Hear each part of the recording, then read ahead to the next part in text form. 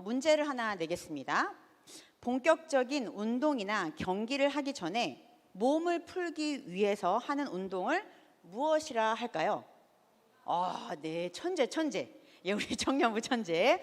예, 어떤 일을 우리가 본격적으로 하기에 앞서 시험 삼아 해보는 일, 바로 워밍업, 준비 운동이라 합니다. 스포츠 경기에는 본 경기에 앞서 준비 운동을 철저히 하죠. 준비 운동이나 워밍업이 안 됐을 때 어떻게 될까요? 네. 워밍업의 목적은 바로 신경과 근육이 다치지 않도록 먼저 몸을 뜨겁게 데우는 역할을 하고 근육 활동이 보다 자유롭게 하기 위해서 워밍업을 합니다. 또한 관절과 근육이 놀라지 않도록 먼저 유연하게 풀어주는 것이죠. 그리고 무엇보다 운동을 하기 전에 심리적인 마음을 정리하고 마음의 준비를 하는 데 있습니다. 신앙도 마찬가지이죠. 구원의 경주에 앞서 구원의 워밍업이 반드시 필요합니다. 왜냐하면 구원의 여정이 단번에 짧게 이루어지는 것이 아니기 때문이죠. 구원은 본 운동과 같이 긴 여정 가운데 있습니다. 그 여정 가운데 우리에게 긴장과 과격한 삶의 여정이 있을 때 그런 운동이 우리에게 긴장감과 또한 근육이 놀라지 않도록 우리에게 예상치 못한 몸과 마음을 갑자기 쓰려고 할 때 준비 운동, 워밍업, 우리의 신앙의 부상을 막아주는 역할이 바로 구원의 워밍업이라고 제가 이름 지어 보았습니다. 오늘 본문은 그러한 면에서 구원의 경주의 시작을 알리는 워밍업입니다. 오늘부터 제가 6월부터 출애굽기를 계속 이제 강의를 하려고 하는데요. 그 이유는 여러분들이 출애굽 모세오경이 성경에서 가장 중요한 성경 중에 뽑을 수 있습니다. 그래서 여러분들이 모세오경을 잘 계속 익숙하게 읽고 배우고 묵상하게 되면 우리 예수의 복음과 연결해서 굉장한 신앙의 성숙을 가져올 수 있습니다. 특별히 제가 이 출애굽기를 강해로 시작한 이유는 우리 찬양팀이 미리 이 말씀을 묵상하고 찬양을 뽑고 결단 찬양도 우리 전문가들이 저에게 뽑아주길 원하는 마음에서 제가 미리 본문을 2달치를 다 드렸어요. 그래서 여러분들이 샌디나 드럼이나 예배하는 모든 준비된 사람들이 말씀을 묵상하고 그 말씀으로 좀 기도하고 나오기를 원해서 제가 이제 출애굽기를 이제 예상할 수 있는 성경 구절을 저희가 준비하게 됐습니다. 그래서 이 출애굽기를 여러분들이 좀 미리 읽어오시고 저의 말씀을 들으면 아마 여러분들의 신앙이 훨씬 더 도움이 될 겁니다. 제가 지난주에 어떤 설교했죠? 그렇죠. 말씀이 굉장히 중요하다고 했죠. 인생을 바꾸는 성경, 인생을 바꾸는 그 책이 우리가 읽고 묵상하고 설교를 들을 때 훨씬 더 효과적이라는 거죠. 그래서 여러분들이 오늘 다시 이벤트로 오늘 성경을 갖고 온 사람 손 들어 보십시오. 네, 많아졌어요. 다시 한번 손 들어보세요. 하나, 둘, 셋, 넷. 안 많아졌네요. 네. 지금 갖고 오신 분이 손을 안 드셨어요. 네, 알고 있죠? 6분인데 아주 좋은 지금 현상들이 일어나고 있습니다. 네. 그래서 오늘 하신 분들 제가 또 커피 쿠폰 쏘도록 하겠습니다. 예. 우리 출애굽기를 제가 이제 전체적으로 볼 때 출애굽기는 총 몇 장으로 되어 있죠? 40장으로 되어 있습니다. 1장에서 19장까지 돼 있고 구분할 수 있고 두 부분으로 구분할 수 있는데 20장에서 40장까지 구분이 됩니다. 출애굽기에서 가장 핵심적인 우리가 잘 알고 있는 장이 1장에서 40장 중에 몇 장일까요? 20장이죠. 20장. 20장에 뭐가 들어가 있죠? 10계명이 들어가 있죠. 1장에서 19장까지는 자유로 가는 우리 삶의 여정의 이야기가 들어가 있어요. 그러니까 이 19장까지는 하나님이 우리를 구원하신 이야기, 20장부터 40장까지는 구원과 자유의 삶을 우리에게 주셨는데 그게 우리가 방종하라는 얘기가 아니라 하나님의 사람으로 훈련시키는 과정이 출애굽기에 나와 있어요. 근데 보통 출애굽기를 읽을 때 1장에서 90장까지 읽고 잘 안 읽어요, 뒤에. 그래서 우리가 이것들을 좀 재밌고 행복하게 우리가 이 여정을 떠나보는 마음에서 오늘은 좀 워밍업으로 하도록 하겠습니다. 다음 주부터는 제가 계속 복습을 하기 때문에 여러분들이 주의 깊게 잘 들으셔서 문제를 맞추시면 또 커피 쿠폰이 나갈 수 있겠죠. 이러한 긴 여정과 훈련을 하기에 앞서 우리가 먼저 오늘 몸을 푸는 구원의 워밍업을 하겠습니다. 먼저 출애굽의 가장 큰 주제는 무엇일까요? 바로 구원입니다. 출애굽기에서 선포하고 있는 구원은 이렇습니다. 유진 피터슨이 정의를 이렇게 이야기했습니다. 함께 읽겠습니다. 시작. 하나님께서 우리를 곤경에서 건져내기 위해 행하시는 일. 두 번째로는 우리 스스로 할 수 없는 일을 하나님께서 우리를 위해 하시는 것이라고 정의했습니다. 하나님은 구원이라는 핵심적인 큰 주제를 출애굽기라는 시화를 통해서 말씀하시고 있습니다. 이 구원의 여정의 시작을 하기에 앞서 오늘 구원의 워밍업이 세 코스로 진행될 겁니다. 첫 번째로는 개인에서 공동체로, 두 번째로는 축복에서 고통으로, 세 번째는 고통에서 믿음으로 라는 주제로 워밍업을 준비했습니다. 1절 말씀을 함께 보겠습니다. 야곱과 함께 각각 자기 가족을 데리고 애굽에 이른 이스라엘 아들들의 이름은 이러하니. 출애굽기 1절이 이렇게 시작됩니다. 여기에서 가장 핵심적인 단어는 애굽에 이르렀다라는 말씀이죠. 이 말씀은 창세기의 내용을 그대로 계승하고 있습니다. 창세기 50장 26절, 출애굽기 시작 전절이죠. 마지막 절입니다. 요셉이 110세의 죽음에 그들이 그 몸에 향 재료를 넣고 애굽에서 입관하였더라. 요셉이 어디서 죽었죠? 애굽에서 죽었죠. 그리고 그 아들들이 이제 애굽에서 계속 살게 되는 겁니다. 이방 땅에서 살게 되는 거죠. 그런데 46장 8절에 오늘 출애굽기 1장과 똑같은 말씀이 같이 있습니다. 다 같이 읽겠습니다. 시작. 애굽으로 내려간 이스라엘 가족의 이름은 이러하니라. 야곱과 그의 아들들 곧 야곱의 맏아들 르우벤과. 애굽으로 내려간 이스라엘 가족들이 요셉에게 가는데 이 구절을 똑같이 출애굽기에 적어놨습니다. 아들들의 이름 순서도 똑같이 적어놨죠. 이렇듯 신앙의 유산을 그대로 창세기에서부터 출애굽기까지 계승하고 있습니다. 그런데 단 한 가지 달라진 점이 있죠. 창세기와 출애굽기가 구원에 대한 이야기, 예수의 복음에 대한 이야기를 계속 예표하고 있는데 여기에서 달라진 게 딱 하나 있습니다. 뭘까요? 바로 개인에서 공동체로 바뀌었다는 겁니다. 창세기에서 계속 나오는 말씀이 뭐죠? 아브라함의 하나님, 이삭의 하나님, 야곱의 하나님, 요셉의 하나님, 계속 그렇게 얘기하고 있는데 출애굽기에 와서는 이제 요셉의 아들들 70명이 하나님의 신앙을 계승하고 있습니다. 그 70명이 12지파가 되는 거죠. 이제 하나님이 공동체, 즉 민족을 출애굽기를 통해서 구원의 역사를 이루어 가시고 계십니다. 5절 말씀 함께 보겠습니다. 야곱의 허리에서 나온 사람이 모두 70이요 요셉은 애굽에 있었더라. 이제 70명을 기준으로 해서 하나님께서 하시고자 하는 일들을 펼쳐가고 있습니다. 성경에서 나오는 보통 숫자들이 있죠. 그 숫자는 숫자를 액면 그대로 말하기보다는 완전수 또는 다른 의미를 가지고 있는 경우들이 굉장히 많아요. 그래서 여러분들이 성경을 읽을 때 숫자를 표시해서 한 번씩 읽어보시면 되게 좋을 것 같아요. 저는 성경이 굉장히 지저분하거든요. 그래서 하나님이 하신 말씀은 보통 노란색으로 제가 칠하고요. 사람이 한 일은 분홍색으로 칠해요. 그리고 숫자나 그 다음에 어떤 장소나 이런 것들은 초록색으로 적어요. 그러면 하나님이 어떤 말씀을 하셨는지, 인간이 이야기하거나 인간이 행했을 때는 어떤 행동을 했는지가 또 한눈에 딱 보이거든요. 숫자는, 성경이 말하는 숫자는 여기에서 7이란 숫자의 완전수를 이야기합니다. 그래서 70명 그대로이기보다는 하나님이 구원의 여정을 시작할 때에 공동체의 완전한 숫자라는 것을 의미합니다.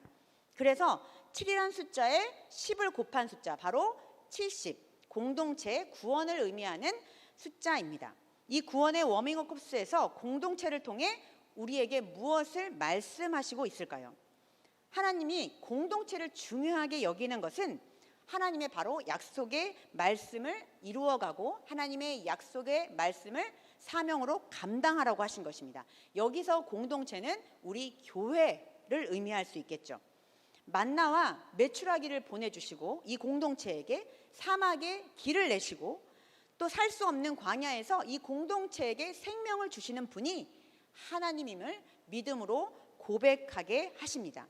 즉 구원의 경주 안에서 창세기에서 출애굽기까지 개인이 공동체로 인물이 바뀌었지만 하나님의 역사는 계속되어진다 라는 말씀을 출애굽기를 통해서 하고 계십니다. 우리가 교회 안에서 개인의 신앙도 매우 중요하죠. 개인의 묵상, 개인의 기도 이런 것들이 중요하지만 그러나 그와 함께 공동체의 사귐과 나눔을 중요하게 여기는 부분이 바로 여기에 있습니다. 왜냐하면 하나님께서는 나를 부르시기도 했지만 우리를 부르시기도 했기 때문입니다. 그래서 우리가 끝나고 나면 코이노니아를 하고 함께 봉사도 하면서 함께 나누기도 하죠. 교회에서 이 부분은 굉장히 중요합니다.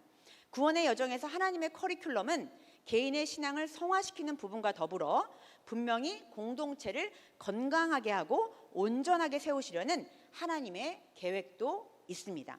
왜냐하면 공동체를 통해서 개인이 저절로 가는 부분이 있거든요. 공동체가 예배를 정말 은혜롭게 하면 우리는 아무것도 안 하는데도 왠지 은혜롭잖아요. 그렇죠? 근데 공동체가 너무 미지근하거나 공동체가 서로 좀 다투거나 부정적이거나 전체적인 분위기가 이상하면 나 자신도 그 공동체의 분위기를 따라가게 돼 있기 때문이에요. 그래서 우리가 공동체를 건강하게 세우는 일은 굉장히 중요하죠. 두 번째 코스로는 축복에서 고통으로 가고 있습니다. 7절 말씀입니다. 이스라엘 자손은 생육하고 불어나 번성하고 매우 강하여 온 땅에 가득하게 되었더라. 이 말씀 어디서 본 것 같죠? 이 말씀 창세기에서 나오죠. 1장 28절에 나와 있습니다. 한번 보겠습니다.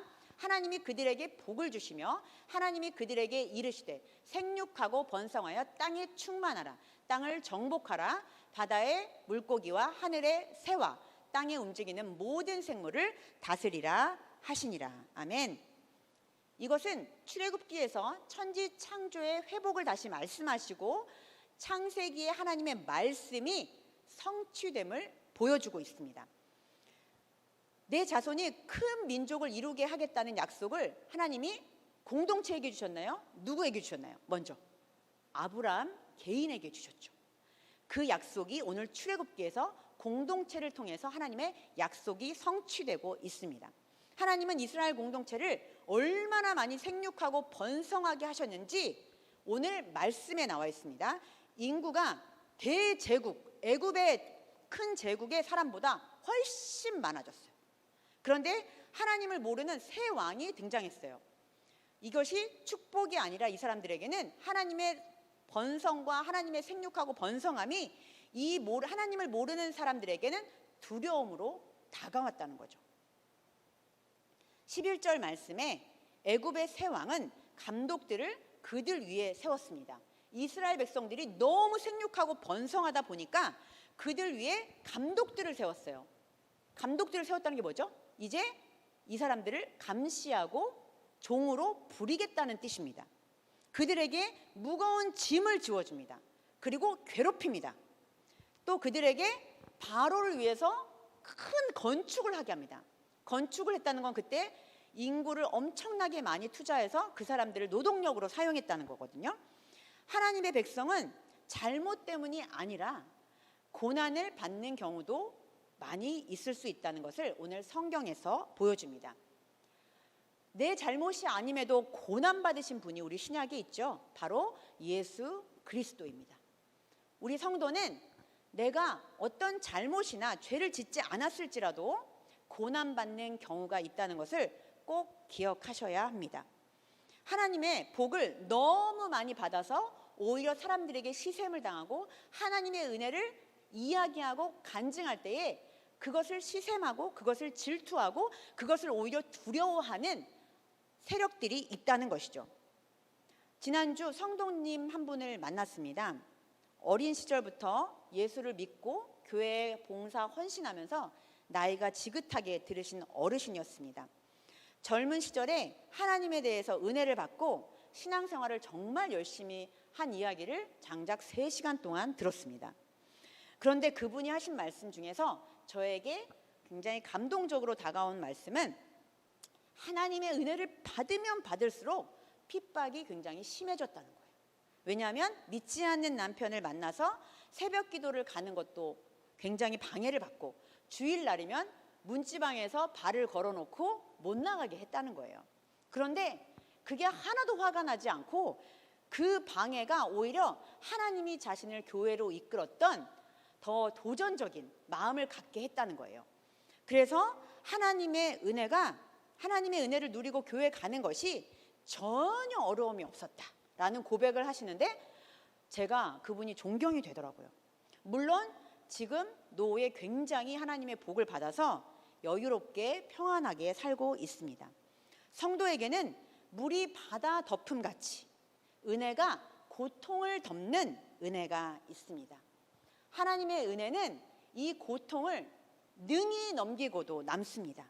성도님의 여러 가지 핍박에도 감사하게도 하나님의 신실한 축복을 받는 고난 중에도 물이 바다 덮음같이 여러분들의 은혜가 있기를 주님의 이름으로 축원합니다. 오늘 이 간증은 오늘 말씀이 증명하고 있습니다. 출애굽기 1장 12절 말씀 나와 있습니다. 학대를 받을수록 더욱 번성하여 퍼져 나가니. 성도는 복도 고난도 함께 경험하면서 구원의 여정을 시작하게 됩니다. 이스라엘 백성들은 축복에서 고통으로, 고통에서 축복으로의 과정 속에서 하나님이 살아계심을 반드시 우리를 구원해 주실 거라는 것을 우리는 알고 기억해야 하겠습니다. 사랑하는 이곳에 모인 모든 성도 여러분, 우리의 고통은 절대로 은혜를 이기지 못합니다. 청년들 가운데 또는 우리 성도님들 가운데 저에게 가끔씩 정말 삶이 너무 고단해서 이길 수 없다, 힘들다라는 종종 말씀을 하십니다. 그러나 여러분들 그럴 때마다 여러분들 기억해 주셨으면 좋겠습니다. 하나님의 은혜를 절대로 어느 것도 이길 수 없다라는 것을 기억하셔서 고통을 이겨내고 은혜를 강구하는 귀한 성도님들 모두 되기 원합니다. 구원의 워밍업은 개인에서 공동체로, 두 번째로는 고통에서 축복에서 고통으로 우리를 준비시키십니다. 마지막 세 번째로는 더 큰 고통에서 이제 믿음으로 가게 됩니다. 출애굽기 1장 14절에 보면요, 축복에서 생육하고 번성하는 축복에서 많은 사람들의 핍박과 고통을 안게 된 이스라엘 백성들은 그 가운데서도 더 축복을 받죠. 그런데 세상은 우리를 또 가만두지 않습니다. 더 큰 고통으로 우리를 우겨싸죠. 출애굽기 1장 14절에 어려운 노동으로 그들의 생활을 괴롭게 하니 곧 흙 이기기와 벽돌 굽기와 농사의 여러 가지 일이라. 그 시키는 일이 모두 엄하였더라. 정말 죽을 만큼 힘들 것 같습니다. 애굽에서 발굴된 문서 중에서 직업에 대한 풍자라는 문서가 있습니다. 여기에서 보면 매일 만들도록 할당된 벽돌의 분량은 총 2,000개였다고 합니다. 이것을 40명의 남자가 만들어내야 했고, 실제로는 이 일이 너무 벅차서 이것을 수행하고 만들어낼 수 없었습니다. 이스라엘 백성 또한 이랬겠죠. 매일 감당할 수 없는 작업 할당량을 부과받고 거기에 또 목축과 농사일을 해야 했고 이런저런 제국의 행사에도 동원되었습니다.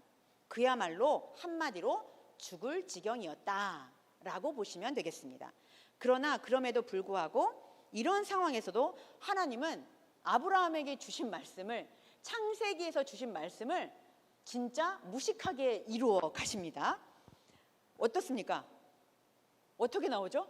그럼에도 불구하고 계속해서 생육하고 번성하는 성취를 하나님께서 보여주십니다.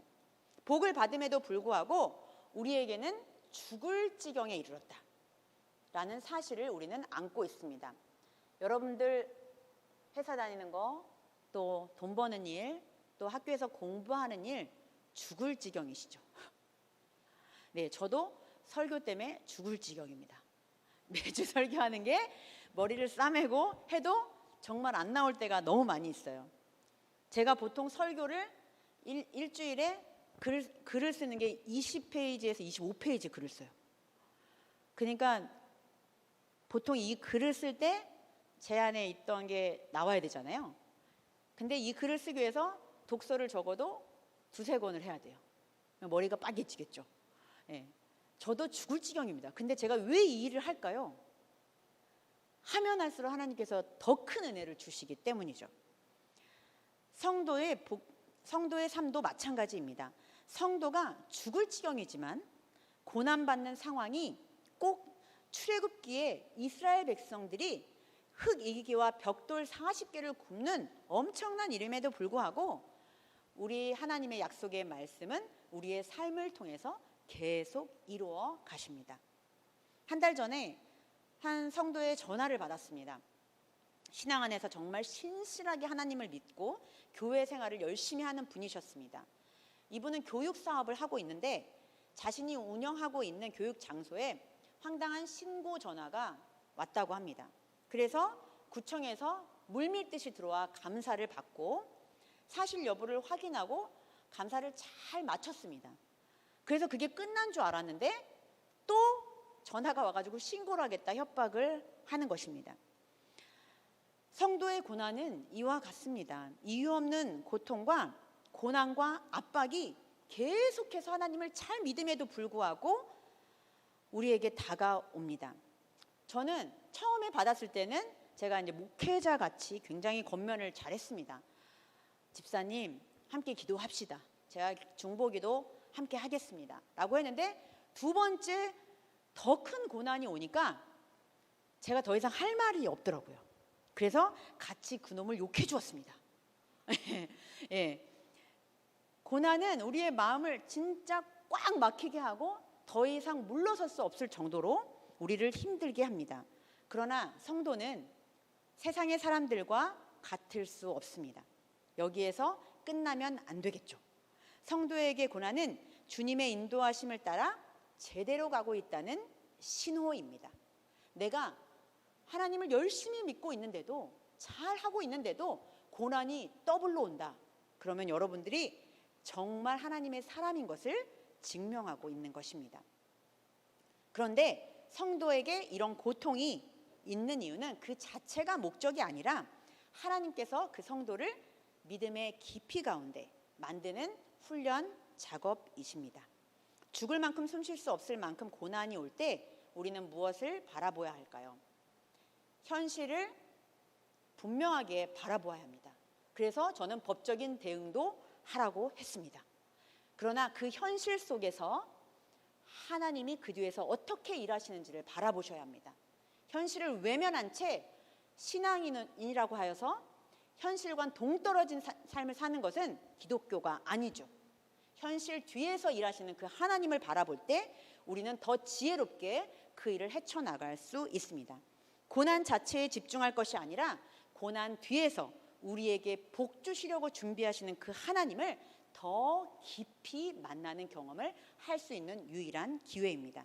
이 깊이가 우리를 인도하시는 하나님의 능력을 경험하게 될 것이고 여러분들이 정말 나중에 하나님이 나에게 이렇게 경험케 하셨어. 이렇게 나를 만지셨어. 이렇게 나를 훈련시켰어. 하나님이 나를 이렇게 인도하셨어. 라는 엄청난 고백이 여러분들의 삶에 큰 힘이 될 것입니다. 이 믿음이 여러분들 가운데 있기를 간절히 축복하고 기대하고 소망합니다. 오늘 말씀 결론을 맺겠습니다. 오늘의 말씀 제목은 무엇이죠? 구원의 워밍업. 복된 구원이지만 험난한 구원 여정의 훈련에서 우리의 몸과 마음을 다치지 않기 위해서 우리는 준비가 필요합니다. 첫 번째로 구원의 여정 가운데서 우리는 혼자가 아니라는 것을 기억하셔야 돼요. 우리가 힘들 때 혼자 끌어안고 오히려 교인들에게 얘기하는 걸 두려워하지 마십시오. 우리 성도들은, 우리 하나님을 믿는 사람들은 우리의 잘못과 고난을 비아냥거리거나 비난하기 위함이 아니라 오히려 기도하기를 원하고 함께 그 고통을 끌어안기를 원하는 공동체입니다. 그렇게 믿으면 여러분들은 그런 공동체가 될 것입니다. 나뿐만 아니라 우리를 부르셨다는 것을 꼭 인식하셨으면 좋겠습니다. 두 번째로는 축복에서 고난을 맞이할 수 있습니다. 참 신앙인에게는 주시는 귀한 신호라는 것을 여러분들이 기억하시기 바랍니다. 나는 세상에 고난이라는 게 없어. 그런 사람이 이 세상에 있을 수도 있겠지만 이 고난을 능히 긍정적으로 낙천적으로 받아들이는 사람도 있습니다. 우리는 오히려 고난이 오면 그 뒤에 숨어있는 축복을 오히려 기대하셔야 합니다. 실망하지 않고 고난을 이긴 축복을 바라보는 여러분이 되시기를 원합니다. 마지막으로 성도의 고통은 구원으로 잘 가고 있다는 신호. 더 깊은 고난은 하나님을 더 깊이 체험하는 하나님의 신호라는 것을 잊지 않기를 원합니다. 이 세 가지를 오늘 구원의 워밍업으로 기억하시고 믿음으로 승리하는 우리 모두가 되기를 주님의 이름으로 축원합니다. 아멘. 오늘 찬양은 주 곁에 설 때까지라는 찬양이에요. 우리 찬양 리더가 곡을 굉장히 잘 뽑아요. 하나님이 주신 은사인 것 같아요. 그래서 오늘부터 이제 우리 리더가 뽑게 되는데요. 우리의 주어진 삶이 한없이 버거워도 출애굽기의 이스라엘 백성처럼 우리의 삶이 죽을 만큼 힘들지만 그럼에도 불구하고 우리가 이 길을 걸어가야 돼요. 왜냐하면 우리 주님께서 함께 하시기 때문이죠. 그리고 하나님의 나라를 만들려고 우리를 공동체를 부르셨습니다. 우리가 이 찬양 가사를 입술로 고백하면서 마음으로 말씀을 기억하시고 주님에게 고백하는 시간이 되기를 원합니다. 한 구절 한 구절을 마음으로 새기는 이 시간이 되기를 원합니다. 함께 찬양하겠습니다.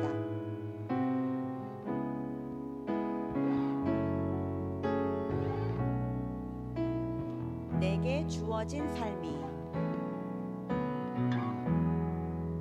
내게 주어진 삶이 한없이 버거워 한없이 버거워 우리가 의심하며 우리의 마음이 흔들릴지라도 또 의심하며 마음은 들려도 우리에게 주어진 삶은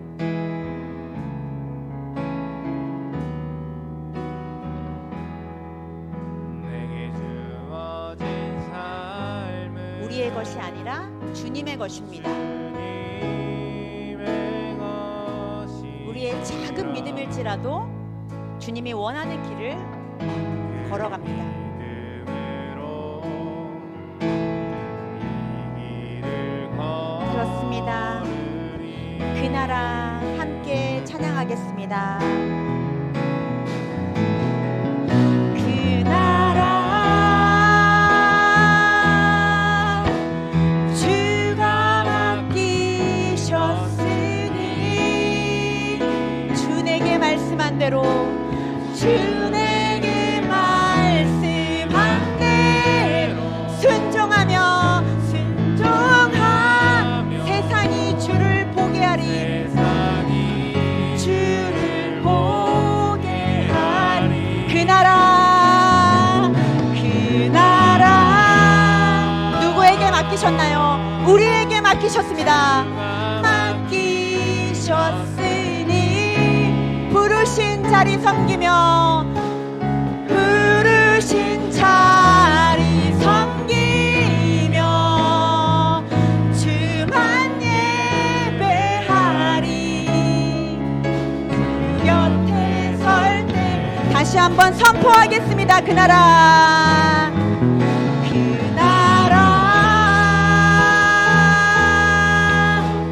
주가 맡기셨으니 주 내게 말씀한 대로 주 내게 말씀한 대로 순종하며 세상이 주를 보게 하리 주를 보게 하리 그 나라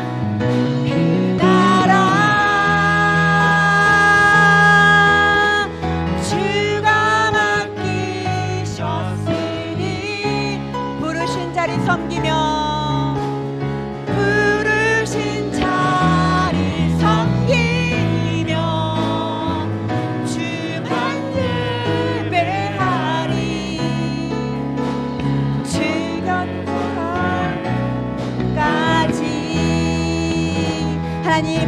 기도하겠습니다.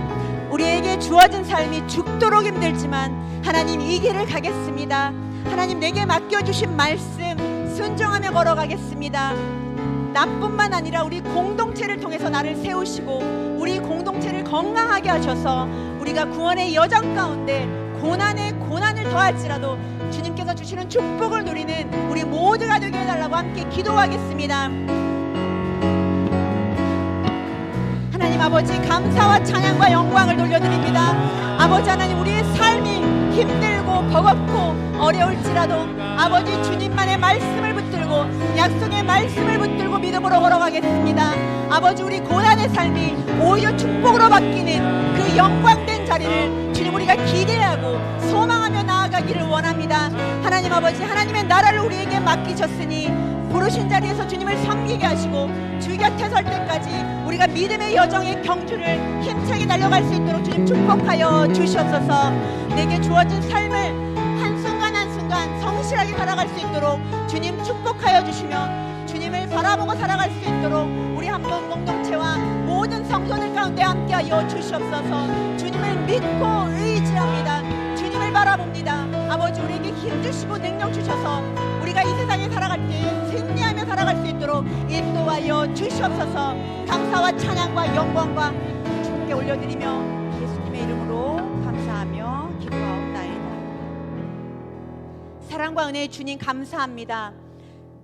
나와 우리를 부르신 주님, 우리 공동체를 건강하게 하셔서 축복에서 고통으로 죽을 만큼 힘든 고통 속에서 있지만 공동체와 함께 기도하며 말씀을 가지고 믿음으로 걸어갈 수 있는 우리 모두가 될 수 있도록 인도하여 주시옵소서.